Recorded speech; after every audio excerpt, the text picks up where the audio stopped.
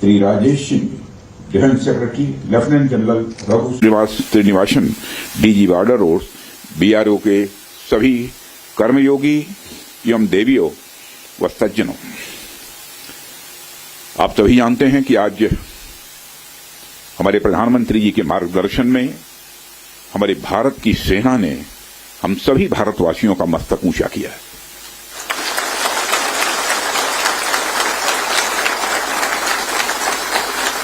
इसलिए मैं चाहता हूं कि एक बार अपने स्थान पर खड़े हो जाएं और मैं नारे लगाऊंगा। हमारे देश के सेना के जवानों के सम्मान में हम सभी बोलेंगे, भारत माता की, भारत माता की, भारत माता की। बहुत बहुत धन्यवाद। साथियों, जैसी कि आप सबको जानकारी है कि कल रात हमारी भारतीय सेनाओं ने अपने अद्भुत शौर्य और पराक्रम का परिचय देते हुए एक नया इतिहास रच दिया है। साथियों, भारत की सेना ने सटीकता, सतर्कता और संवेदनशीलता के साथ कार्रवाई की है।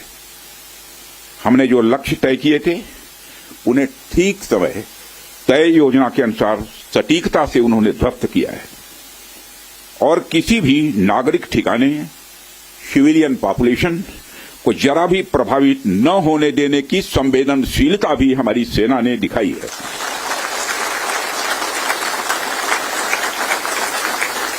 यानी एक तरीके से देखा जाए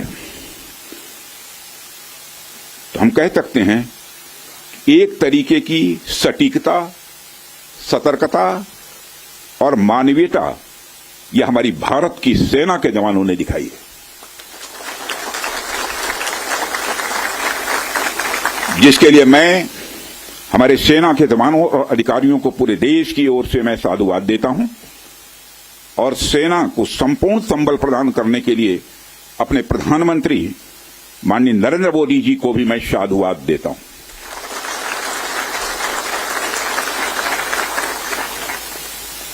मित्रों, हमने हनुमान जी के उस आदर्श का पालन किया है जो उन्होंने अशोक वाटिका उजाड़ते समय किया था, जिन मोहि मारा तिन मोहि मारे।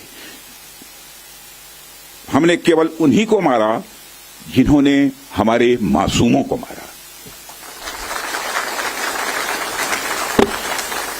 साथियों, प्रधानमंत्री श्री नरेंद्र मोदी के नेतृत्व में हमारी सेनाओं ने ऑपरेशन सिंदूर लॉन्च करके पहले की तरह ही इस बार भी आतंकियों को ट्रेनिंग देने वाले कैंप्स को तबाह करके करारा जवाब दिया है।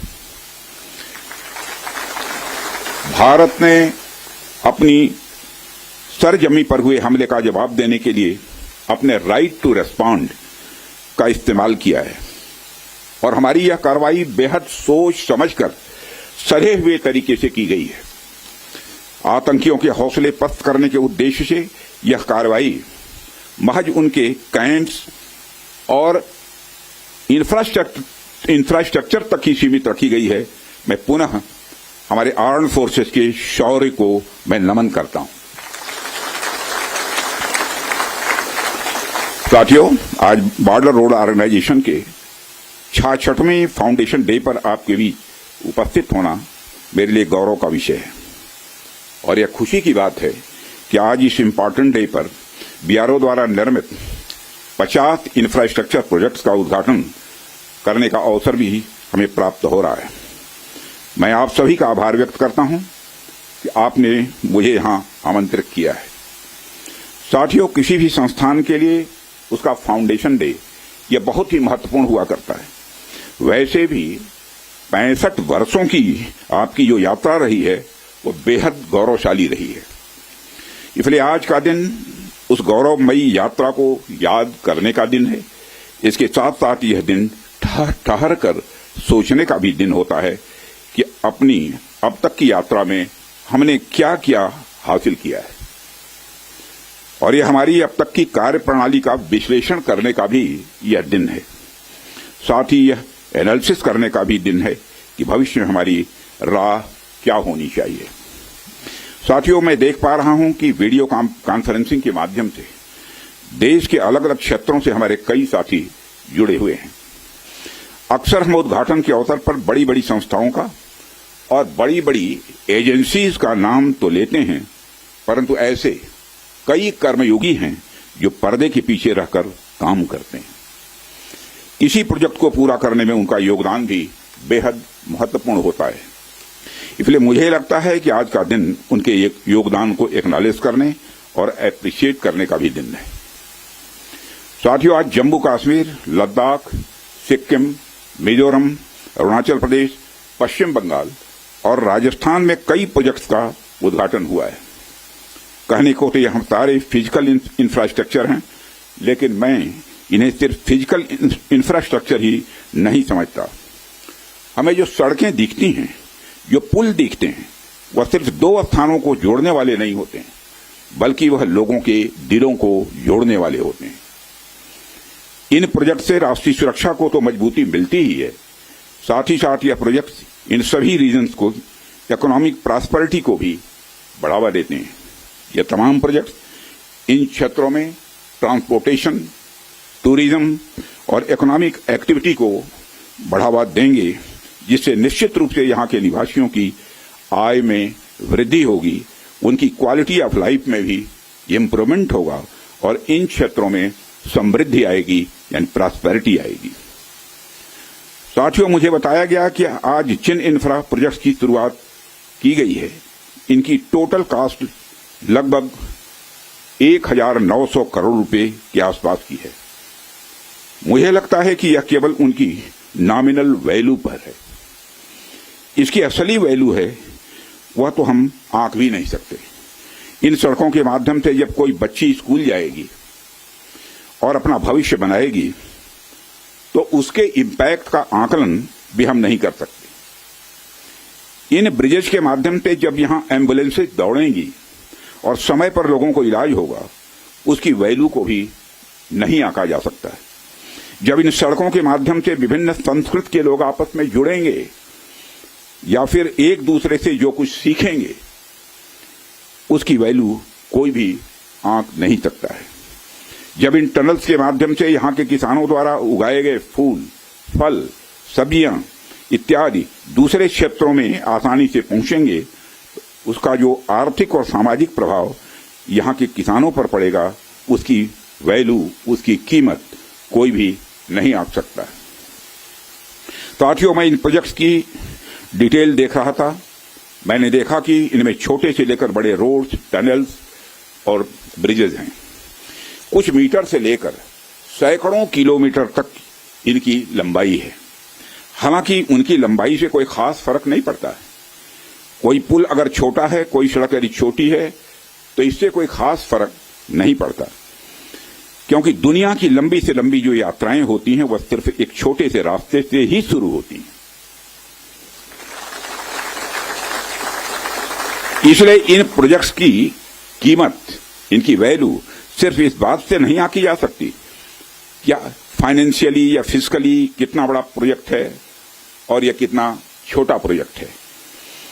असल में इनकी असली कीमत इस बात से है कि यह कितने परिवारों को जोड़ रही हैं, कितने लोगों की संस्कृति को, उनके रहन सहन को आपस में करीब ला रही हैं, कितने लोगों की आर्थिक और सामाजिक समृद्धि, इकोनॉमिक और सोशल प्रॉस्पेरिटी में अपना ये योगदान दे रही हैं। यह प्रोजेक्ट्स लोहे, कंक्रीट या कोलतार से बनी हुई एक संरचना भर नहीं है, बल्कि यह एक कमिटमेंट है, यह एक प्रतिबद्धता है सीमावर्ती क्षेत्र के विकास का। यह एक रिजॉल्व है, यह एक संकल्प है बॉर्डर एरियाज में क्वालिटी इंफ्रास्ट्रक्चर बिल्ड करने का। यह एक दृढ़ निश्चयता का डिटर्मिनेशन है लोगों के दिलों को जोड़ने का। इसलिए मैंने कहा कि ये प्रोजेक्ट्स इनवैल्यूएबल हैं, इनकी कीमत का आकलन नहीं किया जा सकता है। साथियों, प्राचीन काल से ही मार्ग मानव सभ्यता के विकास में बड़ी महत्वपूर्ण भूमिका निभाते आए हैं। मार्गों की महत्ता हमारे इतिहास में हमेशा से रही है। जब आप मानवता का इतिहास पलट कर देखेंगे तो आप ये पाएंगे कि ट्रांसपोर्टेशन रूट्स ने कितना इंपॉर्टेंट रोल प्ले किया है। इतिहास बताते हैं कि सिविलाइजेशन थ्राइव हुई तो उसके पीछे रूट्स और राजमार्गों का बहुत बड़ा योगदान रहा है। कला, साहित्य, संस्कृति और विज्ञान का प्रचार प्रसार एक क्षेत्र से दूसरे क्षेत्र तक इन्हीं के माध्यम से फैलता है। यदि मैं भारत के संदर्भ में बात करूं तो मुझे यहां के दो इंपॉर्टेंट रूट्स के नाम स्वाभाविक रूप से याद आ रहे हैं। आप शायद उत्तरापथ और दक्षिणापथ के बारे में जानते होंगे या सुना होगा। उत्तरापथ और दक्षिणापथ हमारे इंडियन सब कॉन्टिनेंट के डिफरेंट रीजन्स को एक दूसरे से जोड़ने वाले धागे की तरह हैं। आप सोचिए, हजारों साल पहले जब संचार के इतने तेज साधन नहीं थे, तब आइडियाज और कल्चर, विचार और संस्कृति एक जगह से दूसरी जगह कैसे पहुंचते थे। पांड्य साम्राज्य का मोती और मदुरई का कपास आखिर मगध के पाटलिपुत्र में कैसे बहुत प्रसिद्ध हो गया। राजकुमार सिद्धार्थ से भगवान बने महात्मा बुद्ध की शिक्षाएं कावेरी पट्टनम तक कैसे पहुंच गईं। संगम युग की मणिमैखली की चर्चा कश्मीर तक कैसे फैल गई। जब भारत में मॉडर्न पॉलिटिकल यूनिटी का कंसेप्ट भी नहीं आया था, तब से इन रूट्स ने सभ्यता और संस्कृति के विकास और आदान प्रदान में बहुत ही महत्वपूर्ण भूमिका निभाई है। यदि हम महात्मा बुद्ध के बाद के इतिहास पर भी नजर डालें, तब भी हमें यह देखने को मिलता है कैसे दूसरे क्षेत्रों से आकर लोगों ने भारत की संस्कृति को समृद्ध किया और भारत की संस्कृति से भी उन्होंने बहुत कुछ सीखा भी है। इन मार्गों का महत्व तब भी इतना ज्यादा था कि व्यापार के लिए समर्पित सड़कें बनाई जाती थी। आप जब सिल्क रूट के बारे में जानते हैं, आप सभी को मालूम है सिल्क रूट के बारे में, जिसने एक तरह से पूरे एशिया और मध्य यूरोप तक को कवर कर लिया था। भारत से भी उस सिल्क रूट का एक बड़ा हिस्सा होकर गुजरता था, जिससे न सिर्फ सामान बल्कि संस्कृति और विचार का भी एक्सचेंज, आदान प्रदान यह होता था। एशिया और यूरोप के बीच कल्चरल एक्सचेंज, सांस्कृतिक आदान प्रदान में भी सिल्क रूट का बहुत बड़ा योगदान रहा है। साथियों, सिर्फ स्थलीय मार्ग का ही नहीं बल्कि जलीय मार्ग का भी ह्यूमन सिविलाइजेशन, मानव सभ्यता में एक बहुत बड़ा महत्व रहा है। मेसोपोटामिया की सभ्यता के साथ हमारा व्यापार जलीय मार्ग से ही होता था। अरब के जो व्यापारी आते थे वह भारत में जलीय मार्ग से ही आते थे। इन रूट्स का असर हमारे संस्कृति पर, हमारे परंपराओं पर और हमारी अर्थव्यवस्था पर तो पड़ा ही, साथ ही साथ इन रूट्स ने दुनिया को कई सारी नई चीजें भी सीखने को दी हैं। आप में से बहुत से लोग इस बात को जानते भी होंगे कि मानसून की हवाओं का जो कंसेप्ट है, और उसको सबसे पहले अरब के यात्रियों ने खोजा था, और वह कंसेप्ट तब खोजा गया था जब वह जलीय मार्ग से भारत में आते और जाते थे। इसी प्रकार भारत में हुई न्यूमेरिक्स, नंबर जो होते हैं, की खोज ने भी पहले अरब और बाद में यूरोप तक का रास्ता तय किया था। साथियों, प्रधानमंत्री जी के नेतृत्व में जब से हमारी सरकार आई है, तब से हमारे प्रधानमंत्री का इस बात पर विशेष ध्यान रहता है कि सीमावर्ती इलाकों का कैसे अधिकतम विकास किया जाए।